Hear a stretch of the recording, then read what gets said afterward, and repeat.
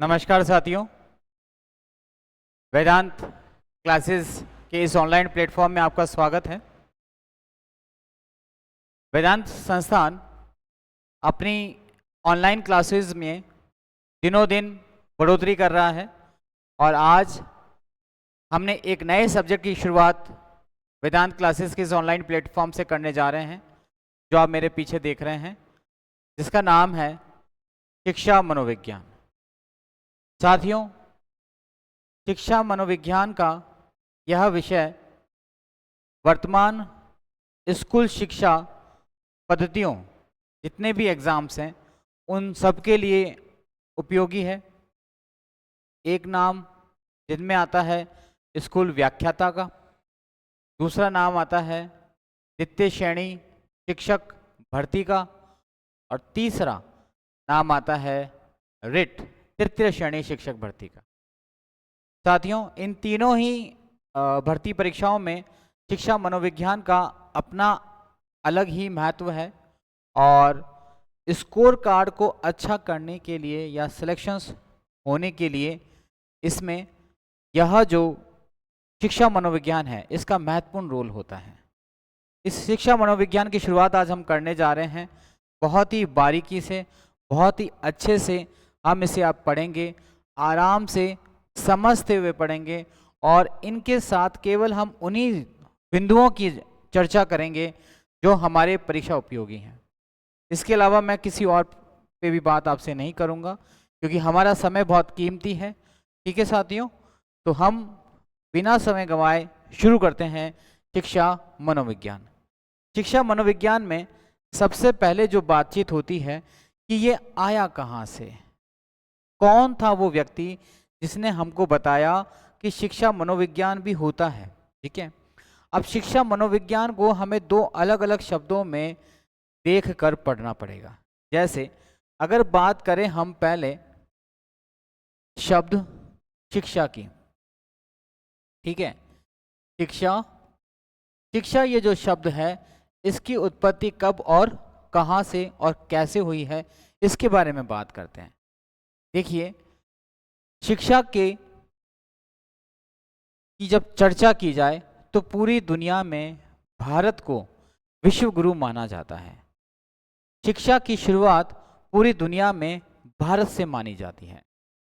पूरी दुनिया के अंदर भारत की गुरुकुल पद्धति का डंका आज भी वैसा ही है जैसा प्राचीन काल में बजता था। उन गुरुकुलों में सबसे पहले जिस विषय की शिक्षा दी जाती थी गुरुओं के द्वारा, उस विषय का नाम था संस्कृत। ठीक है, तो संस्कृत के अंदर एक शब्द आता है, जो एक धातु आती है जिसका नाम है शिक्ष, और शिक्ष धातु से ही कौन सा शब्द बना है, शिक्षा बना है। ठीक है, तो हमारे सामने पहला जो शब्द है उसकी उत्पत्ति निकल के आ गई। शिक्षा शब्द की उत्पत्ति संस्कृत भाषा के संस्कृत भाषा के शिक्ष, है ना, धातु से हुई है। शिक्ष धातु से हुई है। अब बात करते हैं इसका अर्थ क्या होता है। तो इसका अर्थ होता है ज्ञान देना। इसका अर्थ क्या होता है, ज्ञान देना। अर्थ ज्ञान देना होता है, ज्ञान देना होता है। ठीक है, ये सारी बात किसके बारे में हो गई, शिक्षा के बारे में हो गई। लेकिन हमारा विषय तो शिक्षा मनोविज्ञान है, तो एक एक शब्द पे हम पढ़ेंगे, एक एक शब्द के ऊपर हम चर्चा करेंगे। ठीक है, शिक्षा मनोविज्ञान पे आने से पहले हम शिक्षा शब्द के बारे में पढ़ लेते हैं कि शिक्षा शब्द की उत्पत्ति किससे होती है। संस्कृत भाषा की शिक्ष धातु से इसकी उत्पत्ति होती है। अच्छा, फिर बात आती है कि ये जो शिक्षा मनोविज्ञान विषय है, ये आया कहाँ से, कौन था जिसने हमको ये सब बताया। पहले मैं आपको इसके इतिहास के बारे में बताता हूँ और फिर धीरे धीरे हम इसके कंसेप्ट को बहुत ही गहराई से पढ़ते हैं, ताकि हमारी तीनों शिक्षक भर्तियों में इसका प्रयोग किया जा सके। ठीक है, देखिए शिक्षा मनोविज्ञान की अगर बात की जाए जनक, है ना, शिक्षा शिक्षा मनोविज्ञान, ना, शिक्षा मनोविज्ञान, शिक्षा मनोविज्ञान जिसे इंग्लिश में बोला जाता है एजुकेशन साइकोलॉजी, इसे इंग्लिश में बोला जाता है एजुकेशन साइकोलॉजी। एजुकेशन साइकोलॉजी जो है इसका हिंदी अर्थ होता है, ठीक है, यह हिंदी शब्दार्थ होता है, या हिंदी का जो इंग्लिश अनुवाद है वो कौन सा है, एजुकेशन साइकोलॉजी। पूरी दुनिया में शिक्षा मनोविज्ञान का ये जो शब्दावली है ये आया कहाँ से, तो इसका संबंध हमको देखने को मिलता है, एक सब्जेक्ट आता है जिसका नाम है दर्शन शास्त्र। दर्शन शास्त्र से सीधा संबंध शिक्षा मनोविज्ञान का माना जाता है। इसीलिए कहा जाता है कि मनोविज्ञान शब्द की जो उत्पत्ति है, मनोविज्ञान शब्द की जो उत्पत्ति है दर्शन शास्त्र से मानी जाती है। ठीक है, ये सारे पॉइंट्स आपके एग्जाम से संबंधित हैं और एग्जाम के आने वाले जो प्रश्न है उनके पॉइंट टू पॉइंट हम बात कर रहे हैं। ठीक है, पहला जो पॉइंट आ रहा है इसमें वह क्या है कि मनोविज्ञान की उत्पत्ति, ठीक है, शिक्षा मनोविज्ञान के बारे में बात करते करते अब हम आगे हैं किस पे, मनोविज्ञान पे। सभी के बारे में आपको मैं बारीकी से बताऊंगा। ठीक है, मनोविज्ञान, मनोविज्ञान मतलब मन का विज्ञान, मन का विज्ञान की ऐसी शाखा जिसमें हम मन और मस्तिष्क में होने वाली क्रियाओं, उनकी हलचलों के बारे में अध्ययन करते हैं, उसी को बोला जाता है मनोविज्ञान। ठीक है, मनोविज्ञान का जन्म दर्शन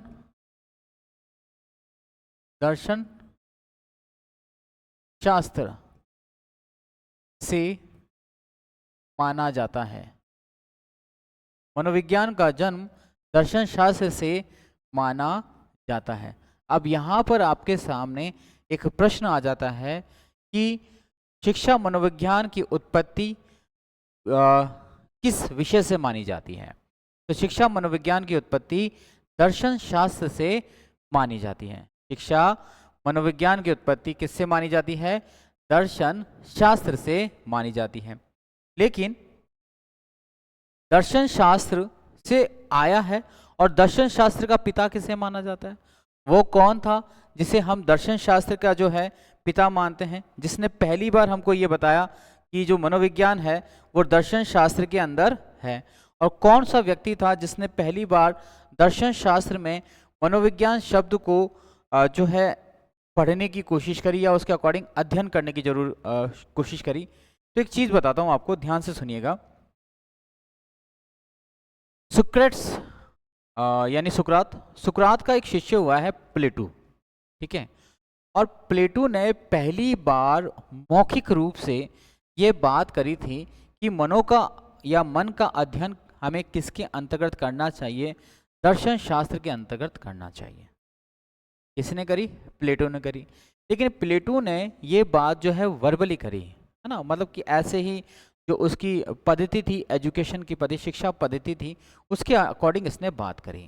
ठीक है, अब उसी की बात को उसका जो शिष्य है अरस्तु, वह इसको एक्सेप्ट कर लेता है और पहली बार दर्शन शास्त्र के अंतर्गत मनोविज्ञान का अध्ययन प्रारंभ कर देता है। इसीलिए मनोविज्ञान का जो जनक है वो किसे माना जाता है, अरस्तु को माना जाता है। ठीक है, और उन्होंने इसका अध्ययन किस रूप में किया, यह भी हमारे लिए इंपॉर्टेंट हो जाता है। ठीक है, नेक्स्ट पॉइंट लिखना इसके अंदर, देखिए आप नोट्स बना लीजिएगा, वरना ये जो नोट्स हैं आपको वेदांत क्लासेस की ऐप पे भी मिल जाएगी, जहां से आप डाउनलोड करके उसको प्रिंट भी कर सकते हैं। ठीक है, मनोविज्ञान का प्रारंभिक अध्ययन प्रारंभिक अध्ययन दर्शन शास्त्र के अंतर्गत, दर्शन शास्त्र के अंतर्गत अरस्तु ने प्रारंभ किया। अरस्तु ने प्रारंभ किया। ठीक है, तो मनोविज्ञान का जो पहला अध्ययन है वो करने वाला व्यक्ति कौन है? वह व्यक्ति है अरस्तु। लेकिन अरस्तु ने डायरेक्ट मनोविज्ञान का अध्ययन नहीं किया।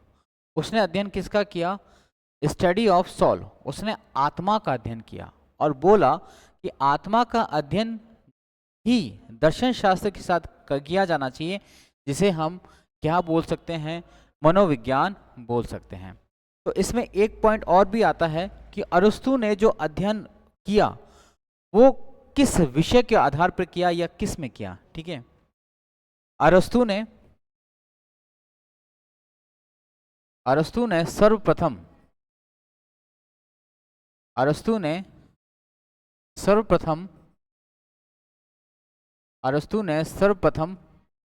आत्मा का विज्ञान, ठीक है, या आत्मा के विज्ञान के रूप में अरस्तु ने सर्वप्रथम आत्मा के विज्ञान के रूप में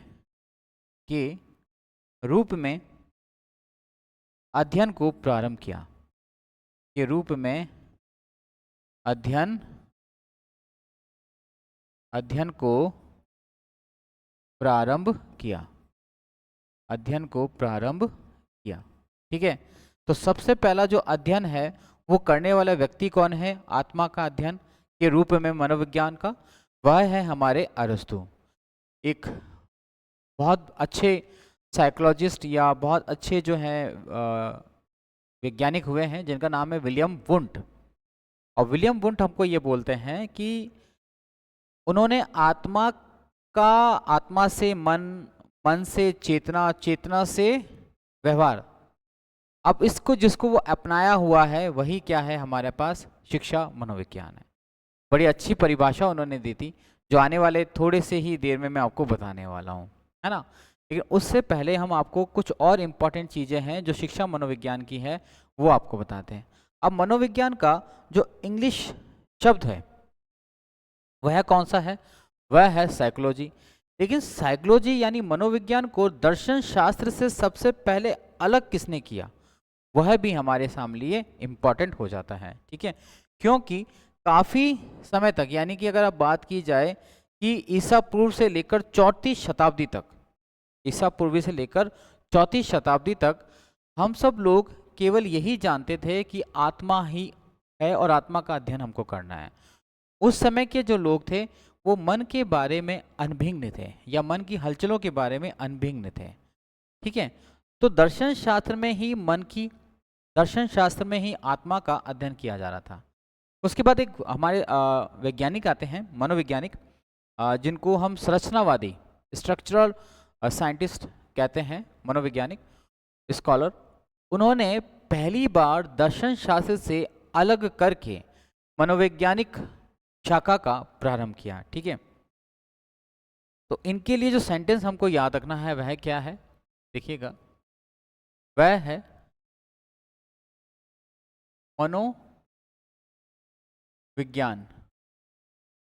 मनोविज्ञान को दर्शन शास्त्र, मनोविज्ञान को दर्शन शास्त्र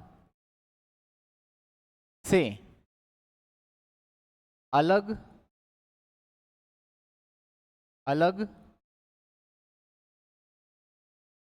करने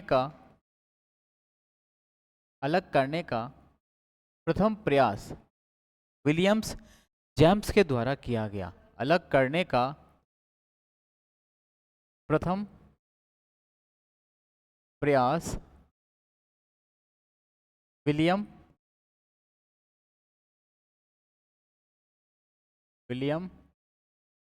जेम्स के द्वारा किया गया। के द्वारा किया गया। ठीक है, अब आपको ये चीज याद रखनी है कि कौन सा वो व्यक्ति था जिसने मनोविज्ञान को दर्शन शास्त्र से अलग कर दिया। तो उस व्यक्ति का नाम आपके सामने आ गया है और वह आपको याद रखना है। उस व्यक्ति का नाम क्या है? William James. क्या नाम है? विलियम जेम्स है। ठीक है, इसी तरह से एक व्यक्ति और आता है विलियम्स वुंट, जिन्होंने जर्मनी के लिप्जिंग में, ठीक है, 1879 में मनोवैज्ञानिक प्रयोगशाला का प्रारंभ किया। लेकिन वो अलग अलग व्यक्ति हैं। ठीक है, वो नेक्स्ट सेंचुरी के अंदर जब हम बात करते हैं, जब हम व्यवहारवादी की बात कर लेते हैं, तब हम उसमें उनको ले आते हैं। ठीक है, अब हम बात करते हैं शिक्षा मनोविज्ञान वाला ये जो साइकोलॉजी शब्द है इसके बारे में। ठीक है, देखिएगा, वहां पे तो हम बता ही चुके हैं आपको कि ये जो साइकोलॉजी शब्द है, ठीक है, यह जो शब्द है इसका अर्थ क्या है। देखिए,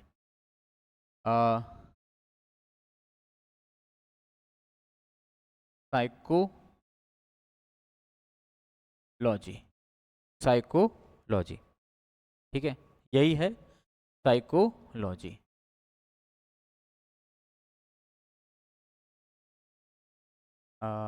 साइकोलॉजी है ना, ठीक है, साइकोलॉजी।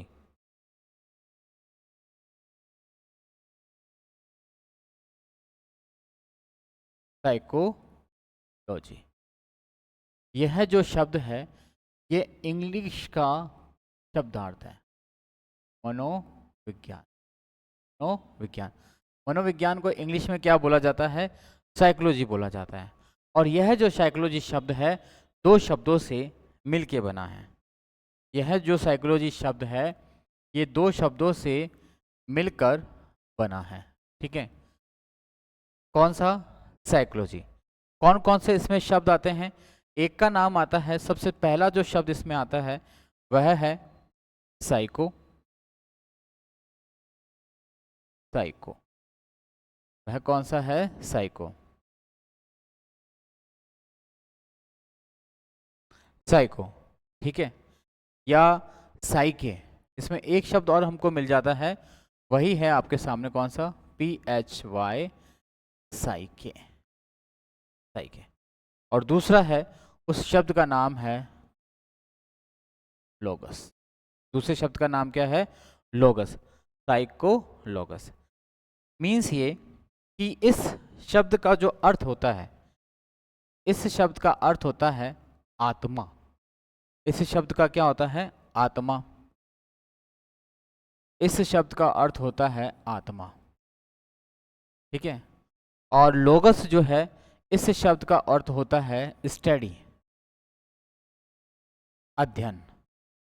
ठीक है, और ये दोनों के दोनों जो शब्द हैं कौन सी भाषा के बने हुए हैं? ये दोनों के दोनों शब्द ग्रीक भाषा से संबंधित है। ग्रीक भाषा के ये दोनों के दोनों शब्द आपके सामने नजर आते हैं, एक साइको और एक लोगस। जब इन दोनों को हम मिला देते हैं, जब इन दोनों को मिला दिया जाए तो हमारे सामने साइकोलॉजी का अर्थ आ जाता है। ठीक है, जब हम इन दोनों को मिला देते हैं तो हमारे सामने किसका अर्थ प्रकट हो जाता है? साइकोलॉजी का। मीन्स क्या? साइकोलॉजी का अर्थ क्या हो गया?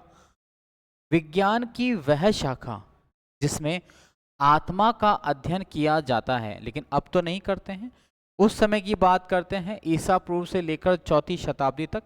तो उस समय तक हम साइकोलॉजी को किस शब्द के अंदर लेते थे? आत्मा के अध्ययन के रूप में लेते थे। ठीक है, आत्मा का विज्ञान, आत्मा का विज्ञान मीन्स साइकोलॉजी। आत्मा का विज्ञान मतलब साइकोलॉजी। ठीक है, समझ आ रहा है? इसी को हम क्या करते हैं? सेंटेंस में लेते हैं। देखिए, पहला जो सेंटेंस आता है, मनोविज्ञान शब्द का अंग्रेजी शब्द, अंग्रेजी शब्द, मनोविज्ञान शब्द का अंग्रेजी शब्द वह कौन सा है? वह है साइकोलॉजी। लॉजी। ग्रीक भाषा के दो शब्दों, ग्रीक भाषा के दो शब्दों, और वह दो शब्द कौन से हैं? दो शब्द कौन से हैं? वह एक है साइको या फिर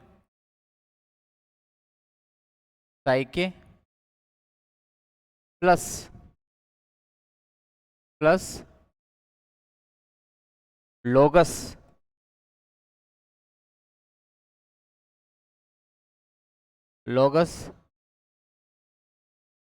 से मिलकर बना है,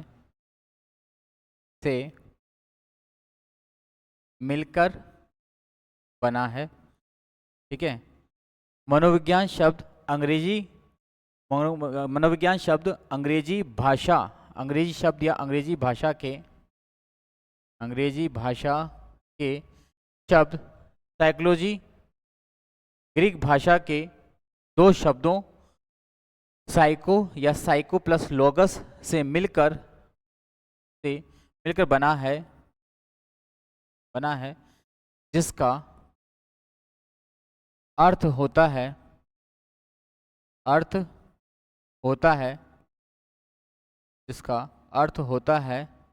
आत्मा का विज्ञान। जिसका अर्थ होता है आत्मा का विज्ञान, ठीक है। प्राचीन समय में साइकोलॉजी का नाम आते ही सबसे इम्पोर्टेंट चीज़ यही आती थी सामने कि साइकोलॉजी वह विषय है जिसके अंतर्गत आत्मा का अध्ययन किया जाता है, ठीक है। परंतु वर्तमान परिवेश में तो ऐसा नहीं है। तो धीरे धीरे इस विषय में क्या हुआ? परिवर्तन हुआ, बदलाव हुआ। बहुत से वैज्ञानिक जो हैं इसमें जुड़े, और जुड़ने के साथ साथ कुछ समय बाद इस विज्ञान को आत्मा की जगह मन और मस्तिष्क में के रूप में अपना लिया गया, बाद में चेतना के रूप में अपना लिया गया, और आज वर्तमान में व्यवहार का अध्ययन विज्ञान के जिस शाखा के अंतर्गत किया जाता है उसे ही हम बोलते हैं मनोविज्ञान। ये आप सब जानते हैं, ठीक है। लेकिन मनोविज्ञान में व्यवहार का अध्ययन किया जाता है, यहाँ तक आने में काफ़ी समय लगा। काफ़ी जो लोग हैं उन्होंने इस पर बहुत मेहनत करी, ठीक है। और जो मेहनत यहाँ पे करी गई है उसी मेहनत को हम यहाँ पे आगे एक्सप्लेन करने वाले हैं। कैसे? कि जो आत्मा का विज्ञान था, इसको मानने वाला पहला व्यक्ति तो हमने आपको बता दिया, वो कौन था? अरस्तु था। लेकिन इससे पहले भी एक व्यक्ति था जिसका नाम मैं आपको बताया, प्लेटो था। और प्लेटो के बाद भी कुछ लोग आए जो इसके समर्थक थे, ठीक है। अब इसमें कुछ चीज़ें हैं जो आप नोट डाउन करिएगा, ठीक है। ये हमारा यहाँ तक हो गया।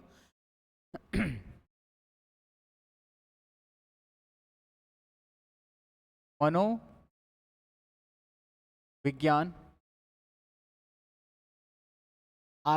मनोविज्ञान में आत्मा का अध्ययन किया, मनोविज्ञान में आत्मा का अध्ययन किया जाता है। मनोविज्ञान में आत्मा का अध्ययन किया जाता है। यह जो स्टेटमेंट आया है, इस स्टेटमेंट को मानने वाले जो इसके समर्थक हैं वहाँ से हमारा प्रश्न आता है, ठीक है। अध्ययन किया जाता है, अध्ययन किया जाता है। यह धारणा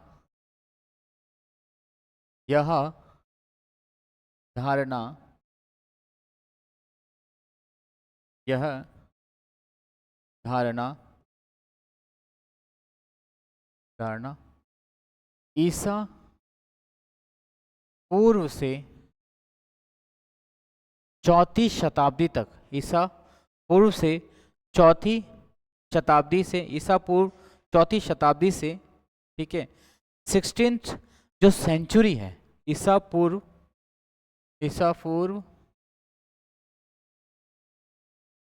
चौथी शताब्दी से, ईसा पूर्व चौथी शताब्दी से लेकर 16वीं सदी, है ना, से लेकर 16वीं सदी तक मानी जाती रही, ठीक है। कब से लेकर? ईसा पूर्व की चौथी शताब्दी से लेकर 16वीं शताब्दी तक हम लोग केवल यही मानते रहे कि ये जो मनोविज्ञान है इसमें किसका अध्ययन किया जाता है? आत्मा का अध्ययन किया जाता है, जाती रही, जिसके समर्थक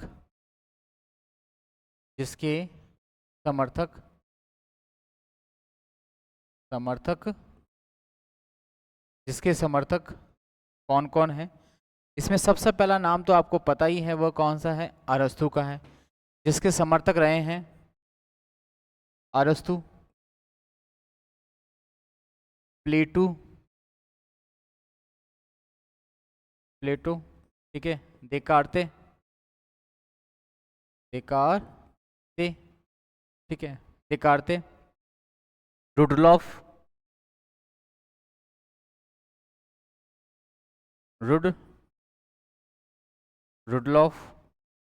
ठीक है, रुडोलॉफ होता है कि रुडोलॉफ, ये और भी इसमें नाम मिलते हैं, गोइकले करके भी नाम हमको देखने को मिल जाता है, लेकिन हमारा जो प्रश्न यहाँ से उठता है वो इन तीन के आसपास ही घूमता है, अरस्तु, प्लेटो और देकार्ते, ठीक है, और रुडलॉफ। ये सभी के सभी ये मानते हैं कि मनोविज्ञान में किसका अध्ययन किया जाता है? आत्मा का अध्ययन किया जाता है। इसके बाद जब मनोविज्ञान को दर्शन शास्त्र से अलग कर दिया गया, जब अलग कर दिया गया, तब इसकी जो परिभाषा है वो बिल्कुल चेंज हो गई। हुआ ये कि 1879 के अंदर जर्मनी के लिप्जिंग में, है ना, जर्मनी के लिप्जिंग में, ये जो लिप्जिंग शहर है जर्मनी का, उसमें पहली बार एक मनोविज्ञान की प्रयोगशाला की स्थापना की गई, और उसी समय यह माना गया कि मनोविज्ञान में आत्मा का अध्ययन नहीं किया जाता, मनोविज्ञान में अध्ययन किया जाता है मन के विज्ञान का, मस्तिष्क का अध्ययन किया जाता है, ठीक है।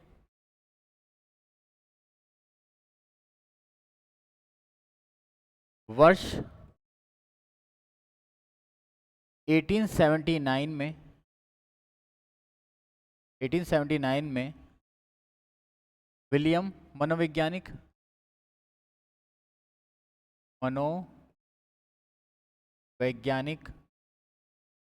विलियम वुंड के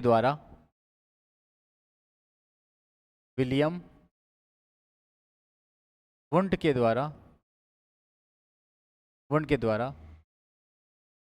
जर्मनी के लिप्जिंग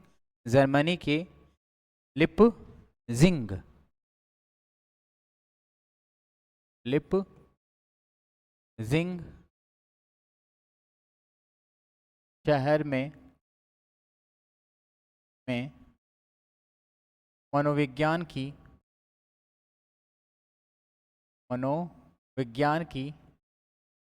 प्रथम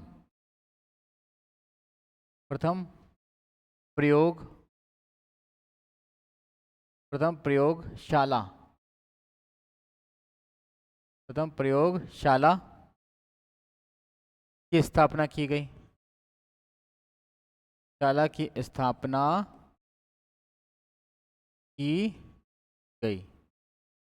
प्रथम प्रयोगशाला की स्थापना कब करी गई? 1879 में की गई।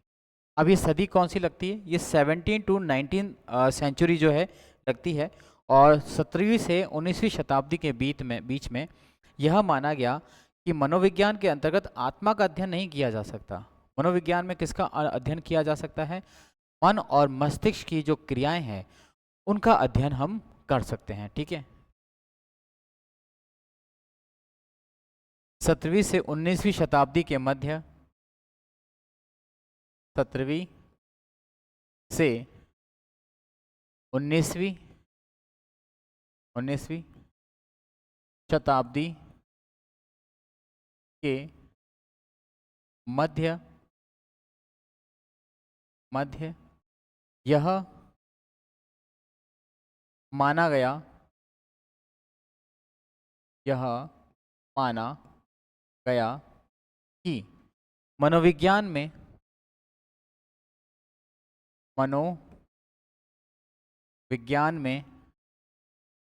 यह माना गया कि मनोविज्ञान में आत्मा के स्थान पर मन और मस्तिष्क का अध्ययन किया जाना चाहिए। ठीक है। विज्ञान में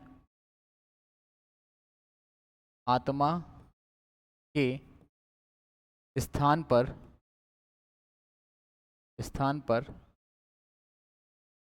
आत्मा के स्थान पर मन ऑब्लिक मस्तिष्क, ठीक है, मस्तिष्क का अध्ययन किया जाना चाहिए। ठीक है भाई। मीन्स ये कि 17वीं सदी से लेकर 19वीं शताब्दी के बीच में जितने भी मनोवैज्ञानिक थे उन्होंने मनोविज्ञान में आत्मा का अध्ययन करना बंद कर दिया और मनोविज्ञान के अंतर्गत किसका अध्ययन करना शुरू कर दिया? मन और मस्तिष्क का अध्ययन करना शुरू कर दिया।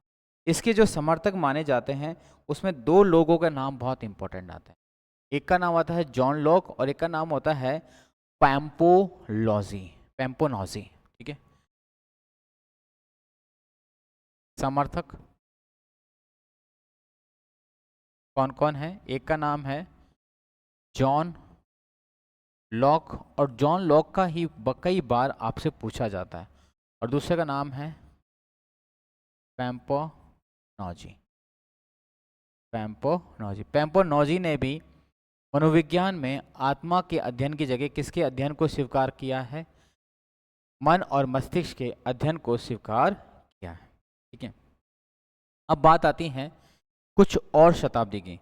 जैसे ही 18वीं शताब्दी हमारी खत्म हो जाती है तो शताब्दी लग जाती है 19वीं, और 19वीं शताब्दी के अंदर जब पहली बार मनोविज्ञान को दर्शन शास्त्र से अलग कर दिया जाता है, उसके बाद मनोविज्ञान के बारे में जितनी भी धारणाएं हैं वो धारणाएं छूट जाती है और एक नई मनोधारणा या एक नई जो सिद्धांत है, एक नए संप्रत्य जो है उसका जन्म होता है, जिसका नाम है कि ये जो मनोविज्ञान है ये आत्मा का विज्ञान नहीं है, यह मन और मस्तिष्क का विज्ञान नहीं है।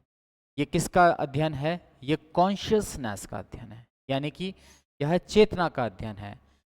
हम मन में मस्तिष्क का अध्ययन क्या कर सकते हैं? वो तो क्या है, एक छोटे से पार्ट हैं, लेकिन उन पार्ट्स के बीच में जो इमोशंस हैं या जो उनके अंदर संवेदनाएं हैं, ठीक है ना, उनका अध्ययन जो है हम मनोविज्ञान में करना चाहिए। ठीक है। वही तब इसका सही साकार रूप होगा। ठीक है। नेक्स्ट पॉइंट में 19वीं शताब्दी में या 19वीं सदी में मनोविज्ञान को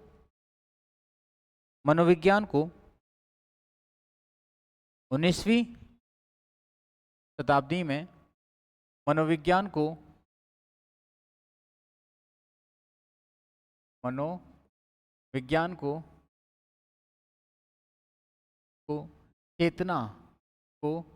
चेतना के विज्ञान के रूप में स्वीकारा गया। तो चेतना के विज्ञान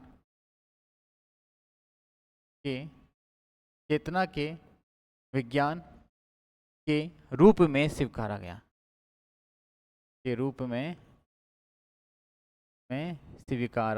गया, अब यहीं से हमारे लिए एक प्रश्न तैयार हो जाता है कि मनोविज्ञान को कौन सी सदी में या मनोविज्ञान ने कौन सी शताब्दी तक आत्मा और जो मन का अध्ययन है उसको छोड़ दिया? 19वीं शताब्दी में। मनोविज्ञान चेतना का विज्ञान कौन सी सदी में बन गया? 19वीं शताब्दी में। ठीक है। और इसके जो समर्थक हैं, एक का नाम आएगा विलियम जेम्स। लगभग 4 लोगों के नाम मैं आपको बता रहा हूँ, उन 4 लोगों तक ही हमको सीमित रहना है। ठीक है। William James, William wound, Chadwick,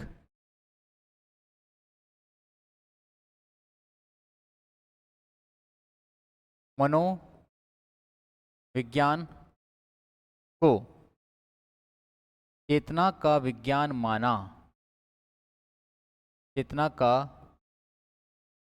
विज्ञान माना। किस किसने माना? वो निम्न लोग हैं जिसने जो है इसको चेतना का विज्ञान माना। ठीक है, माना। इनमें इनमें विलियम जेम्स,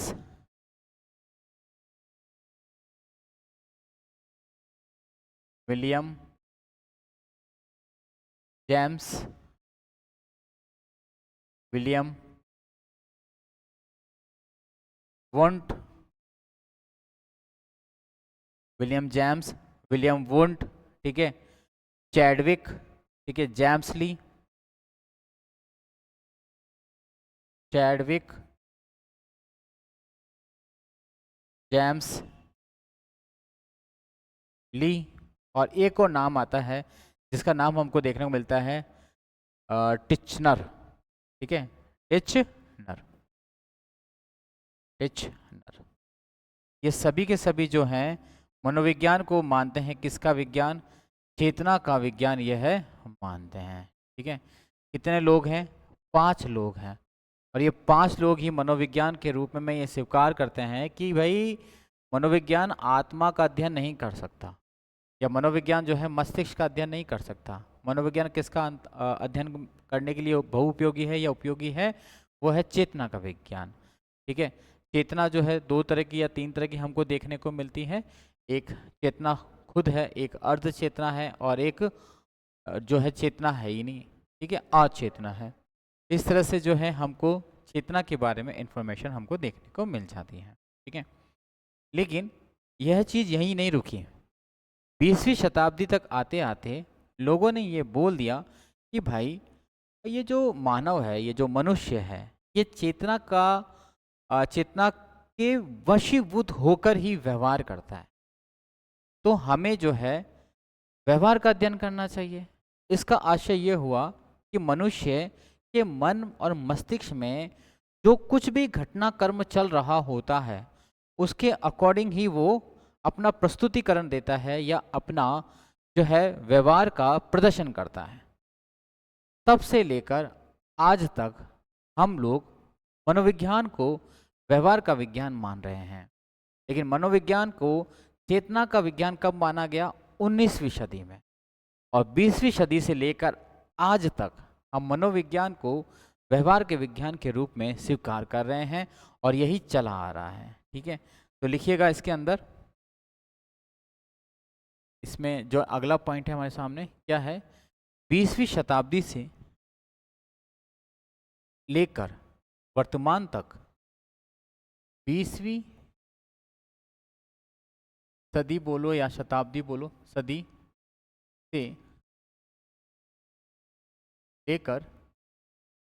से लेकर वर्तमान तक, वर्तमान तक तक मनोविज्ञान को लेकर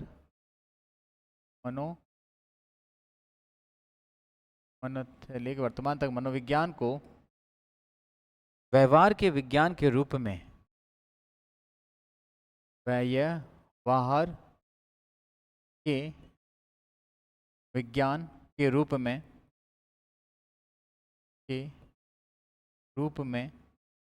मनोविज्ञान को व्यवहार के विज्ञान के रूप में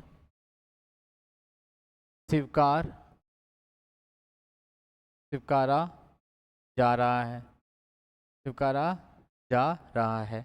मीन्स ये कि वर्तमान में किस जो है विषय का अध्ययन मनोविज्ञान के अंतर्गत किया जाता है, तो मनुष्य के व्यवहार का अध्ययन जो है मनोविज्ञान के अंतर्गत किया जाता है। ठीक है, वर्तमान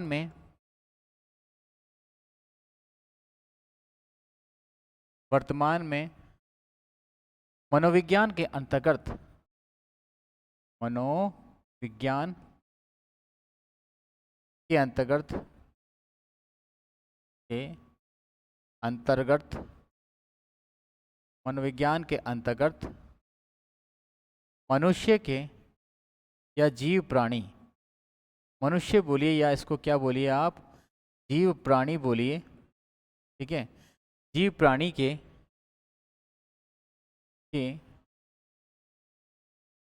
व्यवहार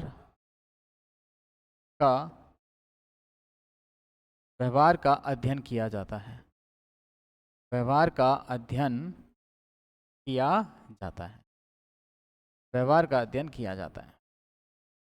ठीक है, यहाँ तक आपको समझ आया होगा कि वर्तमान में शिक्षा जो मनोविज्ञान का विषय है या मनोविज्ञान का जो विषय है, उसमें हम लोग मनुष्य या जीव प्राणी जितने भी इस जीव जगत पे हैं उनके व्यवहार का अध्ययन करते हैं।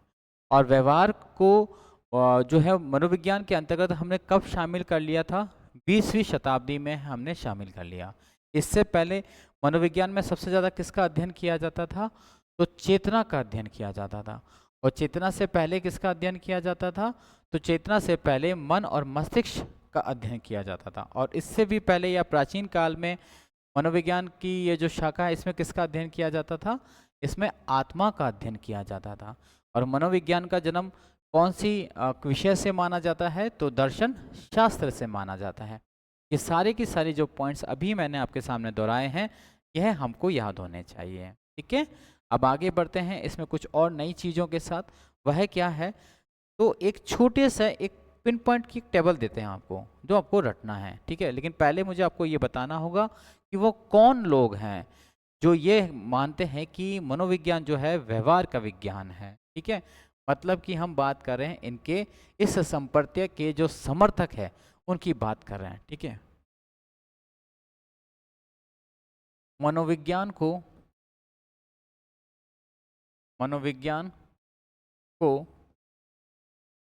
व्यवहार मनोविज्ञान को व्यवहार का अध्ययन व्यवहार के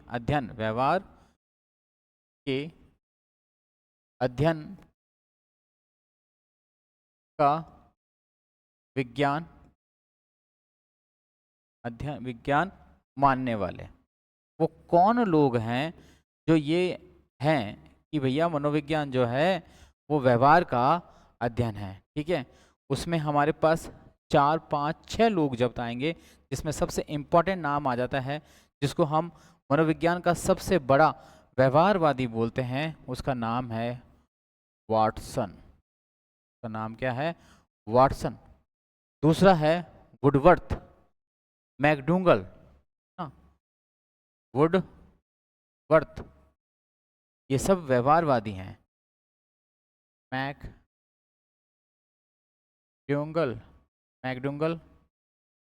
मैकडूगल। ठीक है, और नाम हमारा आता है स्किनर। ठीक है, हल। ठीक है, और बोरिंग। इन सब के ऐसे ही सिद्धांत हैं जो सारे के सारे सिद्धांत किस पर हैं, स्किनर, हल और बोरिंग।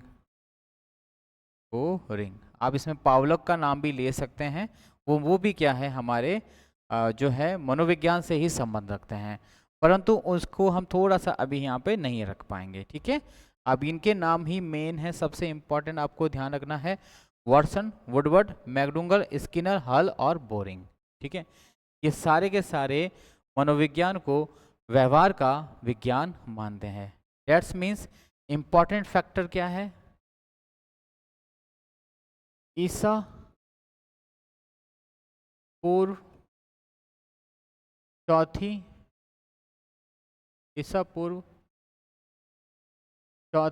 सदी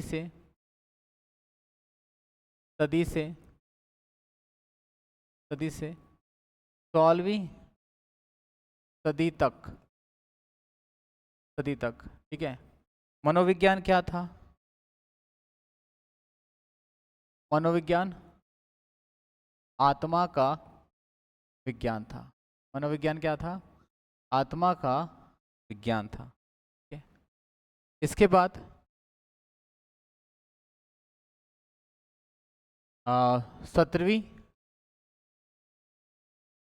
17वीं सदी से 19वीं सदी तक 19वीं सदी तक मनोविज्ञान क्या हो गया? मन और मस्तिष्क का विज्ञान हो गया। मन क्या हो गया? मन ऑब्लिक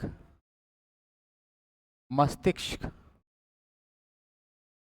मस्तिष्क का विज्ञान बन गया, का विज्ञान बन गया, ठीक है। और फिर यही बात की जाए आपसे 19वीं सदी में, 19वीं सदी में या 19वीं सदी से लेकर 20वीं सदी तक, ठीक है। 19वीं सदी में ये क्या बन गया? यह चेतना का विज्ञान बन गया। किसका विज्ञान बन गया भाई? चेतना का विज्ञान बन गया। यह चेतना का विज्ञान बन गया। फिर बात करें वर्तमान की, यानी कि 20वीं सदी से, 20वीं सदी से वर्तमान तक, 20वीं सदी से वर्तमान तक, तो ये किसका विज्ञान बन चुका है? यह विज्ञान बन चुका है किसका? व्यवहार का विज्ञान बन चुका है। व्यवहार का विज्ञान बन चुका है। यह व्यवहार का विज्ञान बन चुका है, ठीक है। समझ आ रहा होगा, आई होप सो, ठीक है। इंपॉर्टेंट फैक्ट्स के साथ ही हम लोग बात कर रहे हैं। अब अगला जो कंसेप्ट इसमें आता है वह आता है मनोविज्ञान की परिभाषाएं। अब इन सारी चीज़ को हम एक परिभाषा में हम पहले देख लेते हैं, जो कि बहुत फेमस परिभाषा है, जो वुडवर्थ की है, ठीक है। और उसके बाद हम जो है बाकी की परिभाषाओं के ऊपर बातचीत करेंगे, ठीक है। इनमें सबसे इम्पॉर्टेंट जो परिभाषा हमको देखने को मिलती है वो किसकी है? वुडवर्थ की, ठीक है, वुडवर्थ। और जिसमें ये सारी की सारी चीज आ जाएगी वुडवर्थ के अनुसार। वुडवर्थ के अनुसार मनोविज्ञान ने पहले, है ना, मनोविज्ञान ने पहले, ठीक है, के अनुसार मनोविज्ञान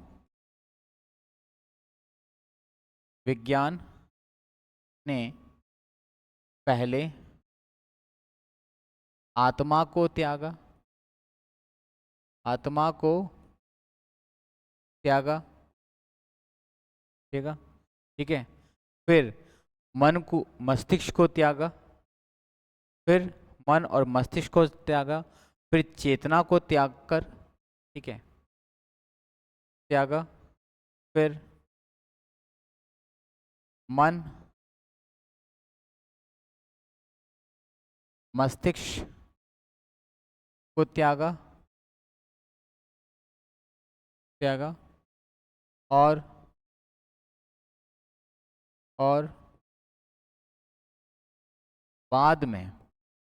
और बाद में चेतना को त्याग कर, चेतना को त्याग कर व्यवहार, चेतना को त्याग कर व्यवहार को अपनाए हुए हैं, व्यवहार को अपनाए हुए है, अपनाए हुए है, ठीक है। ये जो परिभाषा आपके सामने मैंने लिखी है, यह साइकोलॉजी या एजुकेशन साइकोलॉजी के जितने भी प्रश्न बनते हैं उनमें लगभग 100% का वेटेज रखती है। मीन्स ये कि मैक्सिमम चांसेस होते हैं कि यह परिभाषा जो है आपसे पूछी जाए। इस परिभाषा को देने वाले पर्सन का नाम क्या है? वुडवर्थ है, और इसी में हम लोग ये पता भी लगा सकते हैं कि वर्तमान में जो मनोविज्ञान है वो आज किसका विज्ञान है। क्या वो आत्मा का विज्ञान है? नहीं है। क्या वो मन का विज्ञान है? नहीं है। क्या मस्तिष्क का विज्ञान है? नहीं है। क्या चेतना का विज्ञान है? नहीं है। क्या व्यवहार का विज्ञान है? हाँ जी, ये किसका विज्ञान है? व्यवहार का विज्ञान। मनोविज्ञान में वर्तमान में किसका अध्ययन किया जाता है? मनुष्य या जीव प्राणी के व्यवहार का अध्ययन किया जाता है। लेकिन 19वीं शताब्दी में मनोविज्ञान के अंतर्गत किसका अध्ययन किया जाता था? तो मनोचेतना का अध्ययन किया जाता था, या मन की चेतना का अध्ययन किया जाता था, या चेतना का अध्ययन किया जाता था। आई होप आपको समझ में आ रहा है साथियों। ठीक है, अब हमारा इम्पॉर्टेंट फैक्ट जो अब ये चल रहा है, इसी के अंदर हम आगे बढ़ते हैं, क्योंकि कई बार आप लोगों से परीक्षा की उस घड़ी में हमसे प्रश्न पूछे जाते हैं परिभाषा देने वालों के। ठीक है, तो अगला जो हमारा इस कंसेप्ट का जो पार्ट है जो आज हमने शुरू किया है, उसमें है मनोविज्ञान की परिभाषाएं और देने वाले मनोवैज्ञानिक। उनके नाम, अलग अलग मनोवैज्ञानिक हैं, उनके अनुसार किसने कौन सी परिभाषा दी है वो हम आप देखने वाले, जिसमें से एक तो हम देख ही चुके हैं, वुडवर्थ के द्वारा जो सबसे ज़्यादा पॉपुलर परिभाषा मानी जाती है, सबसे ज़्यादा इम्पॉर्टेंट परिभाषा मानी जाती है। अब अलग अलग परिभाषाओं के बारे में बात करें हम, तो सबसे पहले वुडवर्थ से ही हमने शुरुआत किया, अब हम वुडवर्थ से ही वापस शुरुआत करते हैं। ठीक है, तो यहाँ पे हम लिखेंगे मनोविज्ञान की परिभाषाएं। विज्ञान की परिभाषाएं, मनोविज्ञान की परि ठीक है, तो मनोविज्ञान की जो सबसे पहली परिभाषा हमको देखने को मिलती है जो वुडवर्थ की है, वह क्या है कि मनोविज्ञान वातावरण के संपर्क में, है ना। वुडवर्थ के अनुसार जो पहली परिभाषा हमको देखने को मिलती है वह क्या है? वुडवर्थ, ये जो वुडवर्थ जी हैं ये क्या कहते हैं? ये कहते हैं कि मनुष्य के द्वारा वातावरण में, है ना, मनोविज्ञान वातावरण के संपर्क में होने वाले मनोविज्ञान मनोविज्ञान वातावरण के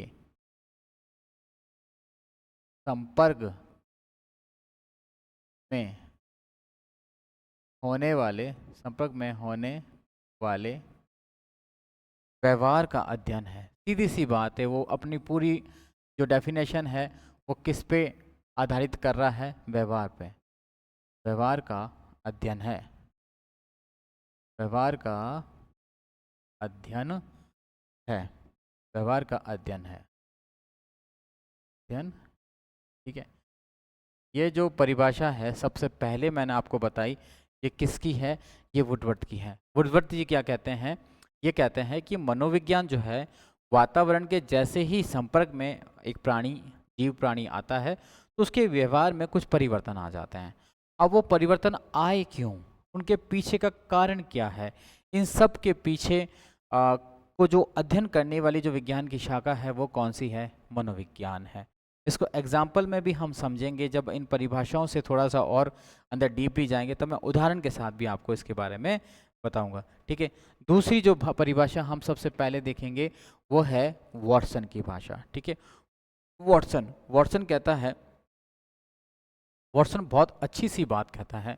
ठीक है, वॉटसन जिसको हम जो है सबसे बड़ा व्यवहारवादी मानते हैं, ठीक है, वह क्या कहता है कि मनोविज्ञान व्यवहार का धनात्मक या फिर सकारात्मक अध्ययन है। ठीक है, या विज्ञान है। इसके अनुसार मनोविज्ञान,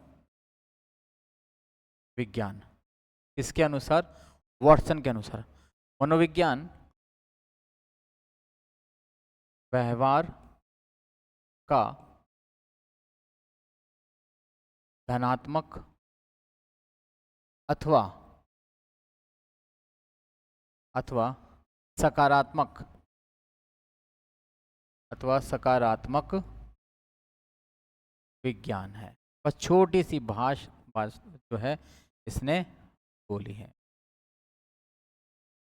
वह ये बोली है कि मनोविज्ञान जो है व्यवहार का धनात्मक या फिर जो कहें इसको कि सकारात्मक विज्ञान माना जाता है। ठीक है, इसी तरह से कुछ और परिभाषाएं भी हम लिखेंगे, लगभग 5-7 परिभाषाएं हैं हम आपको सामने प्रेजेंट कर रहे हैं। वह कौन सी है? अगली जो है स्किनर है ना, बहुत पॉपुलर परिभाषा है स्किनर की। ठीक है, और इसको आप इम्पॉर्टेंट लगा के जरूर रखिएगा। इम्पॉर्टेंट है स्किनर की परिभाषा। स्किनर साहब क्या कहते हैं? यह कहते हैं कि यह जो मनोविज्ञान है यह व्यवहार का आधारभूत विज्ञान है।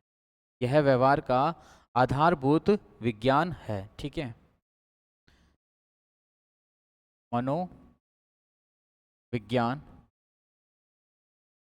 मनोविज्ञान व्यवहार का आधारभूत मनोविज्ञान व्यवहार का आधारभूत विज्ञान है। आधारभूत विज्ञान है। बहुत ही इम्पॉर्टेंट चीज़ कही है इन्होंने, और इन्होंने ये बोला है कि अगर आपको किसी भी जीव प्राणी का व्यवहार को समझना है, जानना है, ठीक है, कि अगला वो क्या कर सकता है या ऐसा उसने क्यों किया है, तो इसके लिए आपको मनोविज्ञान का ज्ञान होना जरूरी है। अगर आप मनोविज्ञान के बारे में जानकारी रखते हैं तो आप किसी भी जीव प्राणी के व्यवहार को आराम से पढ़ सकते हैं, आराम से समझ सकते हैं।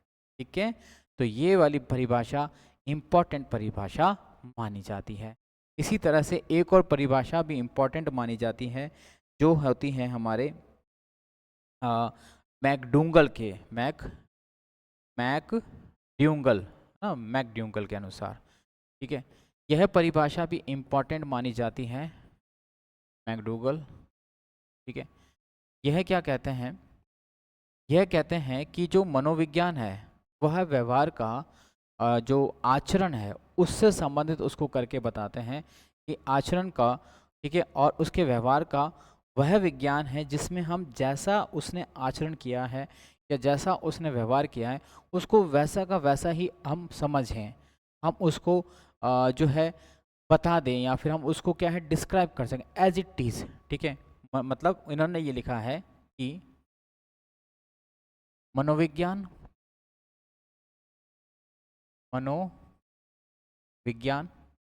ठीक है, आचरण मनोविज्ञान आचरण मनोविज्ञान आचरण और व्यवहार का यथार्थ विज्ञान है। ये भी बहुत इम्पॉर्टेंट परिभाषा है, यथार्थ विज्ञान है। इन सब में सबसे इम्पॉर्टेंट चीज़ पता क्या आ रही है? विज्ञान है। वह आ रही है कि ये सब के सब लोग मनोविज्ञान को विज्ञान की एक शाखा मानते हैं। मीन्स ये जिस तरह से विज्ञान में प्रयोग और कर्मानुसार जो है क्रियाकलाप किए जाते हैं उसी तरह से मनोविज्ञान में भी प्रयोगों की अपनी एक श्रृंखला होती है। ठीक है साथियों, तो ये कुछ परिभाषाएं थी। इसमें एक और परिभाषा जो है मैं आपको लिखा रहा हूँ जेम्स ड्रेवर के अनुसार। वह परिभाषा थोड़ी सी इम्पॉर्टेंट मानी जाती है क्योंकि ये तो आसान सी हैं और इनमें सब ने आधारभूत और व्यवहार के धनात्मक वाले की बात की है, लेकिन जेम्स ड्रेवर की जो परिभाषा है वह भी अपने आप में बहुत इम्पॉर्टेंट मानी जाती है। ठीक है, इन्होंने तो बहुत इम्पॉर्टेंट बात कह दी है क्योंकि जब हम बोलते हैं कि जो मनोविज्ञान है वो व्यवहार का अध्ययन करता है, लेकिन किसके व्यवहार का? तो हमने बताया कि वह अध्ययन करता है जीव प्राणी के। किसके व्यवहार का अध्ययन करता है? जीव प्राणी के जो है व्यवहार का अध्ययन करता है। ठीक है,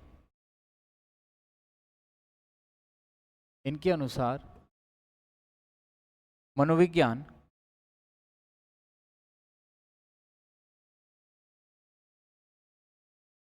मनोविज्ञान, मनुष्य विज्ञान, मनुष्य एवं पशु एवं मनुष्य एवं पशु पशु दोनों पशु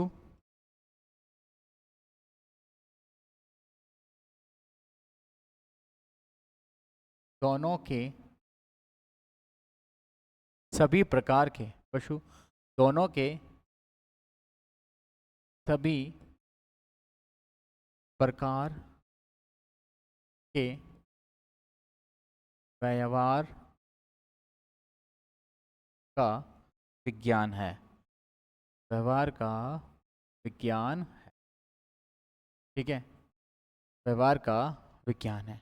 इम्पॉर्टेंट पॉइंट है कि यहाँ पर हमको जो है ये दोनों के बारे में बता देता है।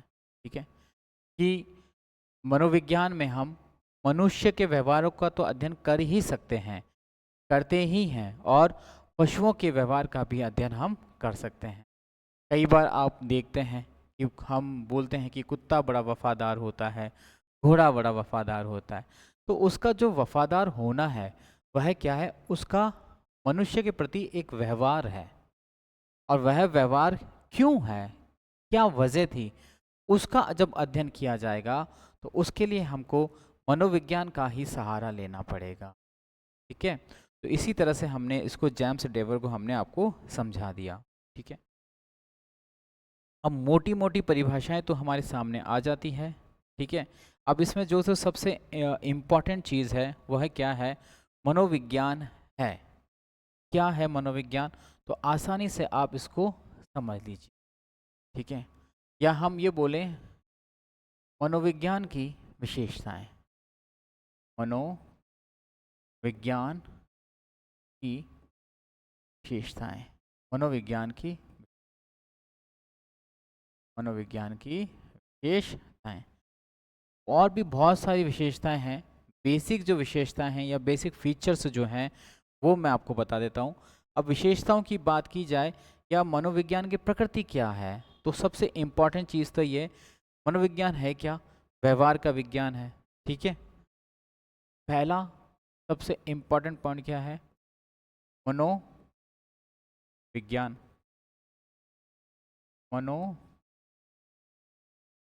मनोविज्ञान व्यवहार का विज्ञान है। मनोव्यवहार कैसा है, व्यवहार का विज्ञान है। ठीक है, इम्पॉर्टेंट पॉइंट है। क्यों, क्योंकि इसमें हमेशा व्यवहार का ही अध्ययन किया जाता है। इसमें जो है ज़्यादा किसी और चीज़ का अध्ययन नहीं किया जाता, इसको प्रायोरिटी पे रखा जाता है। किसको, व्यवहार को इसमें प्रायोरिटी पे रखा जाता है। ठीक है, फिर बात आती है हम, तो ये जो मनोविज्ञान है ये कैसा है, इसमें हमेशा सकारात्मक जो है या धनात्मक रिजल्ट या परिणाम को ही बताया जाता है। ठीक है, तो मनोविज्ञान एक धनात्मक विज्ञान है। कैसा विज्ञान है यह, धनात्मक विज्ञान है। धनात्मक, या फिर आप इसको बोल सकते हो सकारात्मक, धनात्मक या सकारात्मक विज्ञान है।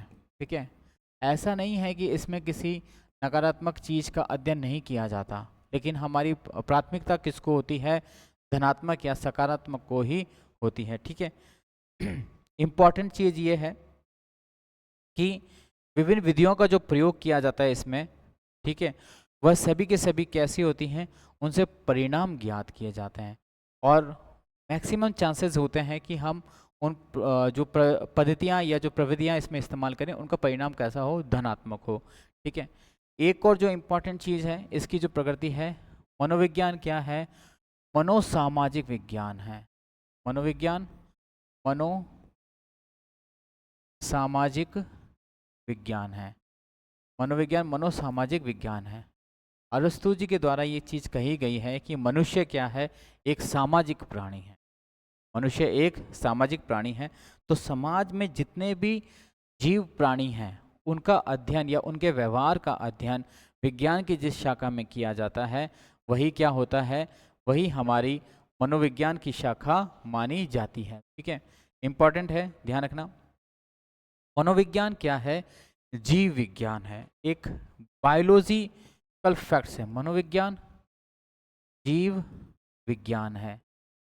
जीव विज्ञान में यानी बायोलॉजी में जिस तरह से स्टेप बाय स्टेप क्रमबद्ध रूप से अध्ययन किया जाता है, इसी तरह से मनोविज्ञान में भी जो है व्यवहार का अध्ययन क्रमबद्ध तरीके से किया जाता है।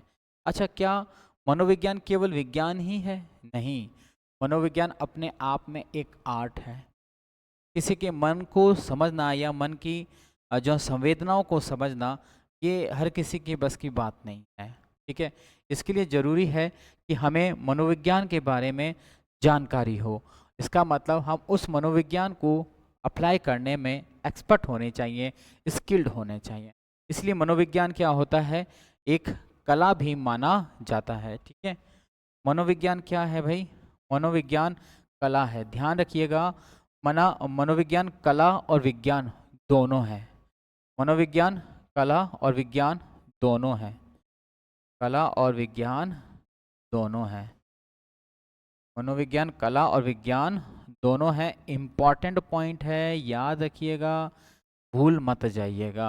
ठीक है, इसी तरह से एक और आता है कि हम मनोविज्ञान में आने वाला जो समय है, जो भविष्य की जो अनुसंधान है या उनसे रिलेटेड जो हमारे आयाम प्रकट होते जा रहे हैं, उनके बारे में भी हम मनोविज्ञान में अध्ययन करते हैं। इसलिए हम मनोविज्ञान को क्या बोलते हैं? विकास का विज्ञान है। मनोविज्ञान को हम विकास का विज्ञान भी बोलते हैं। ध्यान रखिएगा आप इस चीज़ के बारे में भी कि मनोविज्ञान क्या है? विकास का विज्ञान भी है। मनोविज्ञान विकास का विज्ञान है ना? मनोविज्ञान विकास का विज्ञान है। ये मनोविज्ञान की विशेषताएं तो हैं ही है, साथ में ये मनोविज्ञान की क्या है? ये उसकी प्रकृति भी है। ठीक है, ये मनोविज्ञान की विशेषताएं होने के साथ क्या है? उसकी प्रकृति भी है। ठीक है, कि मनोविज्ञान का जो नेचर है, उसकी जो प्रकृति है, वो इस तरह की है। चलिए, अब इस मनोविज्ञान की इस कक्षा में हम आगे बात करेंगे शिक्षा मनोविज्ञान की। अभी हमने बात करी है मनोविज्ञान की, नेक्स्ट हम बात करेंगे शिक्षा मनोविज्ञान के बारे में। ठीक है, तब तक के लिए आप हमारी क्लास को देखते रहिए। ठीक है, थैंक यू।